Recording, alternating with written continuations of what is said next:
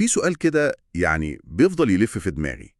يا ترى إيه اللي بيخلي شوية ألوان معينة لما تتحط جنب بعضها شكلها يبقى حلو ومريح للعين، وشوية تانية لأ تحس إنها نشاز؟ يعني ليه في لوحات ممكن نفضل نبصلها بالساعات، وتصميمات تانية بنبص الناحية التانية على طول؟ أكيد الموضوع أعمق من فكرة ده ذوقي وخلاص. اللغز ده بقى هو اللي هنحاول نفكه النهاردة. تحليلنا هيكون عن نظرية الألوان، هنخش جوه المصادر اللي معانا عشان نفهم القصة كاملة، من أول الفلاسفة القدام لحد القواعد اللي بيستعملها الفنانين والمصممين كل يوم. والمهم نوضح من الأول إننا بنتكلم عن عالمين تقريباً ماشيين جنب بعض. في نظرية الألوان التقليدية بتاعت الفن والتصميم، ودي عملية جداً. وفي بقى علم الألوان الحديث، ده مبني على فيزياء وكيمياء، فموضوعي ودقيق. النهاردة هنشوف إزاي العالمين دول بيتقاطعوا وأحياناً بيختلفوا، وإزاي في الآخر بيكملوا بعض. بالظبط، يعني مهمتنا نفهم المبادئ دي العملية والعلمية عشان أي حد بيسمعنا يقدر يبص لأي تصميم أو لوحة ويفهم إيه اللي بيحصل. يلا بينا. طيب القصة دي بتبدأ منين؟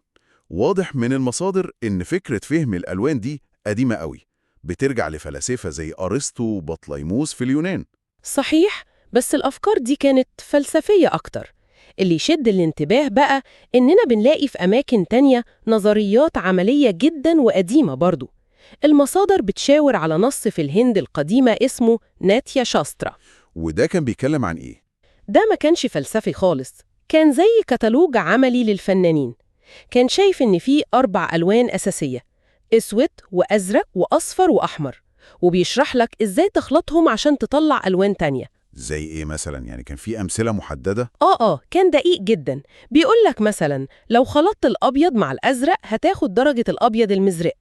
تفاصيل عملية جدا مبنية على التجربة. وبعدها بقرون علماء زي ابن الهيثم وابن سينا بدأوا يتحدوا أفكار أرسطو. اكتشفوا مثلا إن بين الأسود والأبيض مش مجرد رمادي، لا، دي مسارات ألوان كتيرة. وده كان سبق فكري وقتها. وكل ده كان بيمهد لنقطة التحول الكبيرة بقى، إسحاق نيوتن. بحس إن قصة التفاحة دي ظلمت باقي اكتشافاته.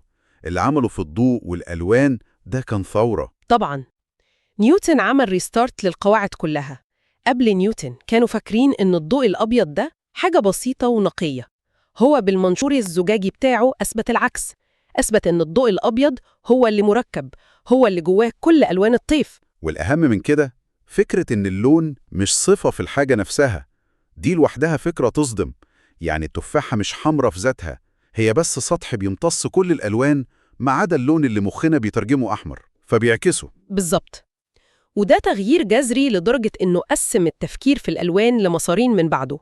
المسار الأول فني، وده اللي كمل فيه فنانين من أول جوتا لحد مدرسة الباوهاوس في القرن العشرين. المسار ده فضل ماسك في نموذج عملي جدا للرسامين، اللي هو أحمر أصفر أزرق أو الRYB. اللي كلنا اتعلمناه في حصص الرسم. أيوة. أما المسار التاني فكان علمي بحت. الأبحاث أثبتت إن عينينا ومخنا مش بيشتغلوا بنظام RUB ده خالص. إدراكنا للون بيعتمد على نموذج تاني اسمه أحمر أخضر أزرق أو RGB، وده النموذج الإضافي بتاع الضوء اللي كل الشاشات اللي حوالينا شغالة بيه. وده بيوصلنا بقى لعالم الطباعة. لما بنطبع صورة من على شاشة RGB بنستعمل نظام تالت خالص اللي هو CMYK. هنا بقى الموضوع بيبدأ يتعقد شوية. هو ممكن يبان معقد، بس في تشبيه بسيط أوي يسهله. فكري في نظام الطباعة CMYK على إنه زي ما تكوني لابسة نظارات شمس ملونة. إزاي يعني؟ بصي، الورقة البيضة بتعكس كل ألوان الضوء. لما تحطي عليها حبر سماوي أو ساين، الحبر ده بيشتغل كأنه فلتر بيمتص الضوء الأحمر. في إيه اللي بيوصل لعينك؟ الأخضر والأزرق. بالظبط. ولما تحطي حبر أرجواني أو ماجنتا، ده بيمتص الضوء الأخضر، وهكذا. عشان كده بنسميه نموذج طرحي subtractive. الأحبار بتطرح ألوان من الضوء الأبيض. أوكي. الجزء التاريخي ده واضح إن فيه نظريتين ماشيين جنب بعض، واحدة للفنانين وواحدة للعلماء. خلينا ندخل في العملي أكتر. فكرة الألوان الأساسية اللي بنخلط منها كل حاجة. في الرسم زي ما قلنا أحمر وأصفر وأزرق. وهنا بقى العلم بيرجع يتدخل تاني. المصادر بتوضح إنه علمياً مفيش حاجة اسمها 3 ألوان أساسية عالمية تقدري تخلطي منها كل الألوان اللي العين بتشوفها. ده مستحيل. مستحيل ليه؟ أي مجموعة من 3 ألوان أساسية بتقدر تنتج نطاق معين ومحدود من الألوان. النطاق ده اسمه جاموت. فكري فيها زي الطبخ، لو اديتك دقيق ومية وملح هتعملي منهم حاجات كتير، عيش، مكرونة. بس مستحيل أعمل كيكة شوكولاتة. بالظبط، الجاموت بتاعك محدود. نفس الفكرة في الألوان، مفيش 3 ألوان سحرية يقدروا يطلعوا ال 2.3 مليون لون اللي عينينا بتقدر تميزهم. تشبيه ممتاز. طيب ده ينقلنا لفكرة تانية، الألوان المكملة، الكومبلمنتري كولرز، اللي هي في وش بعض على عجلة الألوان. أيوة، نيوتن لما عمل أول عجلة ألوان لاحظ إن الألوان المتقابلة دي لما بتخلطيها كضوء بتلغي بعضها وتديكي ضوء أبيض أو رمادي. ده اسمه الخلط الإضافي. لحظة واحدة، هنا في نقطة بتلخبط. ليه لما بخلط ضوء أحمر وأخضر وأزرق النتيجة بتبقى ضوء أبيض، ولما بخلط نفس الألوان دي كألوان مية على ورقة النتيجة بتبقى بني غامق أو أسود؟ سؤال مهم جدا. في حالة الضوء ال RGB انتي بتبدأي من شاشة سوداء وبتضيفي نور. كل ما تضيفي لون الشاشة تنور أكتر لحد ما أوصل للأبيض. تمام. أما في الصبغات انتي بتبدأي من ورقة بيضة وبتطرحي ألوان من النور المنعكس.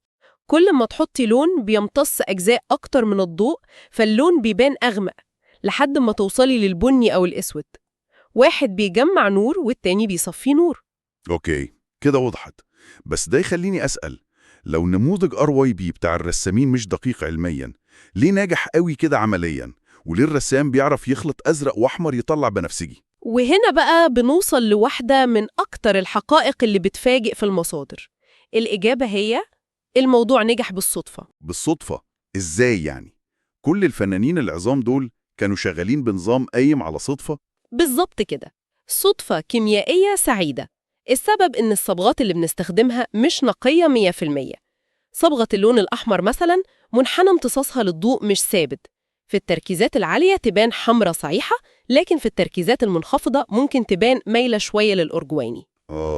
الشوائب والاختلافات الكيميائية دي هي اللي بتسمح للرسام إنه يخلط مجال واسع من الألوان اللي كان هيبقى شبه مستحيل لو الصبغات كانت نقية تماماً. دي معلومة تغير نظرتي لحصة الرسم خالص. طيب، وبالنسبة للتفتيح والتغميق، التنتس اند شيدز، الطريقة العادية هي إضافة أبيض للتفتيح وأسود للتغميق.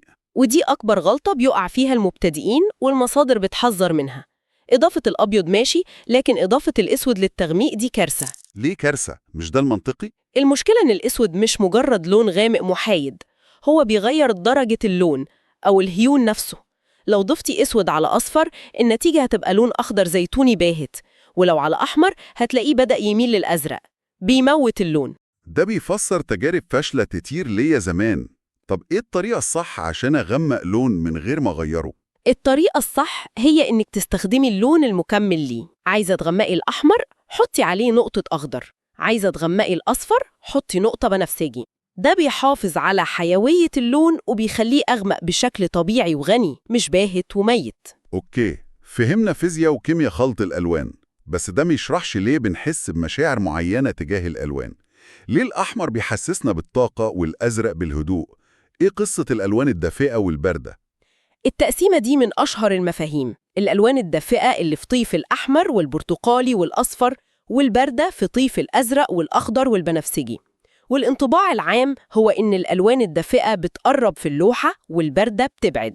وأنا عارف إن التسويق بيستخدم ده طول الوقت. مطاعم الأكل السريع دايماً أحمر وأصفر عشان تحس بالجوع والسرعة، والشركات والمستشفيات بتستخدم الأزرق عشان الثقة والهدوء. ده كأنه محفور فينا. هو محفور فينا فعلا، بس العلم بيقول إن السبب ممكن يكون مختلف شوية. التأثيرات دي غالباً مش مرتبطة باللون نفسه قدر ما هي مرتبطة بالتشبع والقيمة، الساتوريشن والفاليو. بالصدفة معظم الصبغات الطبيعية الدافية بتكون أصلاً أكثر تشبعاً وأفتح من الصبغات الباردة. يعني إحنا بنربط النشاط بالتشبع العالي مش باللون الأحمر نفسه؟ غالباً كده، والدليل هو اللون البني. البني لون دافئ لأنه في عائلة البرتقالي والأحمر، لكنه في نفس الوقت غامق وغير مشبع، وعشان كده محدش بيحس إن البني لون مثير أو نشط. ده بيثبت إن القصة في التشبع والقيمة أكتر. والمفارقة اللطيفة اللي المصادر ذكرتها هي إن الموضوع ده معكوس تماما في علم الفلك. بالظبط، ودي من الحاجات الممتعة. في حياتنا الأزرق بارد والأحمر دافئ، في الفضاء العكس هو الصح. النجوم الزرقاء هي الأعلى حرارة والنجوم الحمراء هي الأبرد. ده بيورينا قد إيه ارتباطاتنا بالألوان مكتسبة. كل ده بيوصلنا للسؤال الأكبر، تناغم الألوان أو الكالر هارموني. إيه اللي بيخلي تركيبة ألوان معينة حلوة؟ هل في معادلة سحرية للموضوع ده؟ الإجابة القصيرة والمحبطة شوية هي لأ، مفيش. المصادر بتؤكد إن مفهوم التناغم ده معقد جداً ومفيش قواعد ثابتة ليه. فكرة إن تركيبة ألوان حلوة بتتأثر بعوامل كتيرة جداً: السن، التفضيل الشخصي، الخلفية الثقافية، سياق المشهد، حتى الموضة. يعني الموضوع نسبي تماماً؟ لدرجة إن أحد المصادر بيحط معادلة للموضوع، بيقول تناغم الألوان يساوي دالة بتجمع بين الألوان مضروبة في عوامل فردية بلس تجارب ثقافية بلس سياق بلس تأثيرات إدراكية بلس عامل الزمن. المعادلة دي بس عشان تورينا إن الموضوع مستحيل نختزله في قاعدة بسيطة. بس رغم كده المصممين بيستخدموا أنظمة معينة تساعدهم، صح؟ زي الألوان المتماثلة والمكملة. طبعاً دي مش قواعد صارمة، لكنها إرشادات أو نقط بداية ممتازة، زي مثلاً نظام الألوان المتماثلة أنالوجيس، إنك تختاري ألوان جنب بعض على العجلة زي الأزرق والأزرق المخضر. دي بتدي إحساس بالهدوء. وعكسها المكملة. بالظبط، الألوان المكملة complementary زي الأحمر والأخضر بتخلق أقصى درجات التباين والتوتر البصري الجذاب. وفي أنظمة تانية أعقد بتدي نتائج مختلفة. دي كلها أدوات في إيد المصمم مش قوانين. طيب، ده بيوصلنا لآخر نقطة في رحلتنا. كل ده معناه إيه في النهاية؟ إيه قصة رمزية الألوان؟ فكرة إن كل لون له معنى ثابت، الأخضر يعني طبيعة والأبيض يعني نقاء. وهنا بقى لازم ندوس فرامل. المصادر بتشدد إن الرمزية دي مرتبطة بالثقافة 100% ومتغيرة تماماً. مفيش معاني فطرية للألوان. ادينا مثال. اللون الأحمر أوضح مثال. في الثقافات الغربية هو لون الحب والخطر. في الصين لون الحظ السعيد والفرح.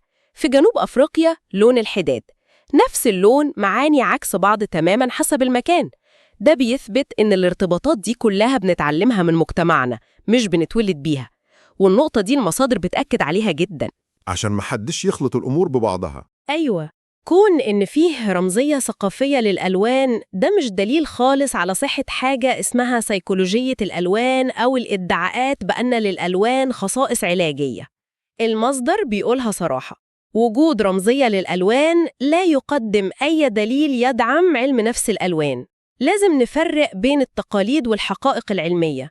لو حبينا نلخص الرحلة السريعة والمكثفة دي، إحنا بدأنا من لغز بسيط: ليه بنحب ألوان معينة مع بعض؟ واكتشفنا إن الإجابة قصة طويلة عدت على ثورة نيوتن وانتهت بعالمين ماشيين جنب بعض: عالم الفنانين بقواعده اللي شغالة بسبب صدفة كيميائية سعيدة، وعالم العلماء اللي بيكشف طبيعة إدراكنا للون. بالظبط. والفكرة النهائية اللي ممكن نطلع بيها هي إن نظرية الألوان دي مزيج مدهش من الفن والتاريخ والفيزياء وعلم النفس. هي في نفس الوقت صندوق أدوات عملي ومجال علمي واسع لسه فيه كتير نكتشفه. بتورينا إن حتى أبسط الحاجات اللي بنشوفها كل يوم وراها قصة معقدة ومثيرة. وده بيخليني أفكر في سؤال أخير. المصادر ذكرت إن نظام الطباعة CMYK ضعيف في إنتاج بعض الألوان الزاهية زي البرتقالي الصارخ أو البنفسجي المشرق. فعالم بيتجه أكتر وأكتر للشاشات الرقمية بنظام RGB وألوانه الواسعة جداً. يا ترى ده ممكن يغير إحساسنا الجماعي بتناغم الألوان ورمزيتها في المستقبل؟ هل الألوان اللي كان صعب إنتاجها زمان ممكن تكتسب أهمية ثقافية وجمالية جديدة في العصر الرقمي؟ سؤال يستحق نفكر فيه.